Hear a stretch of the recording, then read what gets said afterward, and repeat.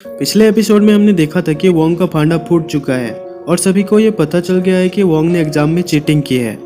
अब इस नए एपिसोड में हम देखते हैं कि वोंग एक पत्थर पर लिखा किसी महान इंसान की ऑटोबायोग्राफी पढ़ रहा होता है, जहां उसे पता चलता है कि गोल्डन रिंग स्टार उनके ब्लू प्लेनेट को लाइट और हीट प्रोवाइड करता है, वही उनके जीवन का स्रोत है। एक दिन उस स्टार पर एक बहुत ही पावरफुल स्वॉर्ड आकर टकराती है। कोई नहीं जानता था कि वो स्वॉर्ड कहाँ से आया। उस स्वॉर्ड के स्टार से टकराने के बाद उसके बहुत सारे टुकड़े हो जाते हैं और वो सभी टुकड़े ऊर्जा के भंडार होते हैं, जिसे लोग स्पिरिट क्यूआई कहते हैं। तभी से मार्शल आर्ट एक नई ऊंचाई पर पहुंच गई है। सभी लोग कल्टीवेशन के जरिए खुद को पावरफुल बना रहे हैं। तभी से एक नए युग की शुरुआत हुई है, जिस युग को लोग लिगुआन के नाम से जानते हैं। सदियों से लोग पावरफुल बनना चाहते हैं। मैं भी प्याओ मियाओ एकेडमी का एक स्टूडेंट था। मैं चाहता हूँ कि सभी परिश्रम करें और आगे बढ़े। वोंग ये सब पढ़ ही रहा होता है, तभी दो स्टूडेंट उससे आकर टकरा जाते हैं और वो वोंग से सॉरी कहते हैं और अपने क्लास के लिए जाने लगते हैं। तभी वोंग टाइम देखता है, जहां सिर्फ 10 मिनट में क्लास स्टार्ट होने वाली होती है।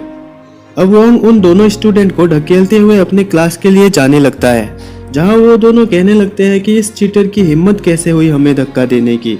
अब वोंग क्लास के बाहर खड़ा होकर सोचने लगता है कि हमारे ग्रेट लीडर के मुताबिक जब किसी को ग्रेट रिस्पॉन्सिबिलिटी मिलती है तब उसे खुद को मजबूत बनाने के लिए जी तोड़ मेहनत करनी पड़ती है, जहां इंसान के सारे मसल्स यहाँ तक कि सारी हड्डियां भी टूट जाते हैं। मुझे अपने सपनों को पूरा करने के लिए बहुत मेहनत करना पड़ेगा। यह कहकर वो क्लास के दरवाजे को खोलता है, जहां उसके स्वागत में दो लड़के वाटर गन लिए खड़े होते हैं और सभी स्टूडेंट वोंग को बॉयकॉट करो चिल्लाने लगते हैं। अब वो स्टूडेंट वोंग के ऊपर उस वाटर गन से हमला कर देते हैं और उसे बोलने लगते हैं कि तुम्हें शर्म नहीं आती, तुमने चीटिंग की है, इसीलिए हम तुम्हें नहीं छोड़ेंगे। यहाँ के इंस्ट्रक्टर भी तुम्हें एक्सपेल करना चाहते हैं। अब वोंग एक छतरी निकालकर उनके वाटर गन से बचने की कोशिश करने लगता है, पर वो पीछे जाने लगता है। इसीलिए अब वो अपने मैजिक वेपन लाउड स्पीकर को निकालता है और उस पर चिल्लाकर सभी के कान के पर्दे फाड़ने लगता है। सभी स्टूडेंट कान के दर्द से नीचे गिरने लगते हैं और बोलने लगते हैं वोंग बहुत स्ट्रांग है। तभी बेल बजती है और उनका लेसन 1 मिनट में स्टार्ट होने वाला होता है। अब सभी स्टूडेंट अपने अपने सीट पर बैठ जाते हैं, पर वोंग को वहाँ सीट नहीं मिल रही होती। तभी डॉबिन को एक सीट मिल जाती है और वोंग भी वहाँ आ जाता है। अब ये दोनों आपस को देख रहे होते हैं, जहाँ बैकग्राउंड में एक रोमांटिक सॉन्ग बज रहा होता है। तभी वोंग डॉबिन को थैंक यू बोलता है और उस सीट पर बैठ जाता है। तभी वहाँ एक टीचर आते हैं जिनका नाम जाओ यूनहाई होता है। वो वहाँ आते ही लेसन स्टार्ट कर देते हैं। यूनहाई बताते हैं कि आर्टिफिशियल फैकल्टी के 3 मेजर स्कूल्स हैं। इतना बताते ही फर्श पे पड़े पानी के कारण वो फिसलकर गिर जाते हैं और सभी स्टूडेंट्स उन पर हंसने लगते हैं। अब वो फिर से खड़े होकर बताने लगते हैं, जिसमें spirit stone, school of cell और स्कूल ऑफ स्पिरिचुअल बेस शामिल है और उनमें स्पिरिट स्टोन के 5 लेक्चरर्स हैं। यूनहाई उनमें से एक हैं और वो सभी स्टूडेंट को स्पिरिट स्टोन के स्टूडेंट के प्योरिटी रैंकिंग दिखाते हैं, जहाँ जिंगलिंग 90%, वोंग जे 89%, जेंगडा 88% लिखा हुआ होता है। यूनहाई सारे स्टूडेंट को कहते हैं कि मैं आशा करता हूँ कि तुम्हारा भी नाम एक दिन इस लिस्ट में शामिल होगा।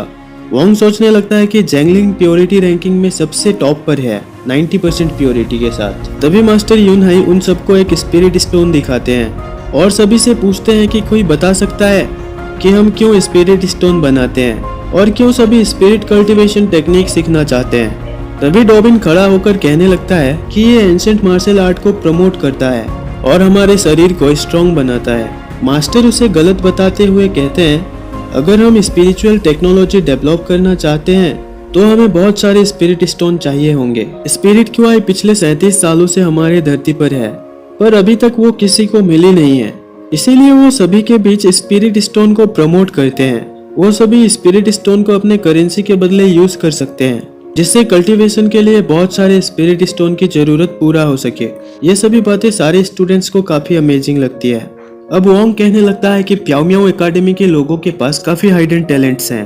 वोंग के पास भी एक स्पिरिट स्टोन होता है, जिसे निकालकर वो कहने लगता है कि मेरा भी ड्रीम है एक ग्रेट लीडर बनना, जिसकी शुरुआत में स्पिरिट स्टोन के क्रिएशन से करूंगा। तभी वहाँ 2 नकाबपोश स्टूडेंट आ जाते हैं, जिन्हें देखकर बाकी के स्टूडेंट्स बोलने लगते हैं कि ये डिसिप्लिनरी डिपार्टमेंट वाले हैं और ये जहाँ भी जाते हैं वहाँ खून खराबा होता है। वो दोनों स्टूडेंट यूनहाई को ग्रीट कर उन्हें एक नोटिस देते हैं और उन स्टूडेंट से पूछने लगते हैं कि तुम सब में वोंग किसका नाम है। यूनहाई उस नोटिस को देखकर उन दोनों स्टूडेंट को बोलते हैं, हम लेसन के खत्म हो जाने के बाद इसके बारे में बात करेंगे। पर उनमें से एक स्टूडेंट बोलता है कि ये ऑर्डर बड़े मास्टरों ने दिया है। अब मास्टर यूनहाई उन्हें गुस्से में बोलते हैं कि ये स्पिरिट स्टोन का क्लास है, जहाँ ग्रैंड मास्टर यूनकुन को भी वेट करना होगा जब तक मेरा क्लास खत्म नहीं हो जाता। अब डॉबिन वोंग से बोलने लगता है कि तुम अभी मुसीबत में पड़ने वाले हो। मैंने सुना है कि बहुत सारे इंस्ट्रक्टर तुम्हें एक्सपेल करना चाहते हैं, तुम्हें इसके बारे में कुछ सोचना होगा। अब क्लास खत्म हो जाती है और वोंग को एक जगह ले जाया जाता है जहाँ सारे बड़े इंस्ट्रक्टर और टीचर्स बैठे हुए होते हैं। अब वोंग के साथ वहाँ क्या होता है ये हम देखेंगे नेक्स्ट एपिसोड में।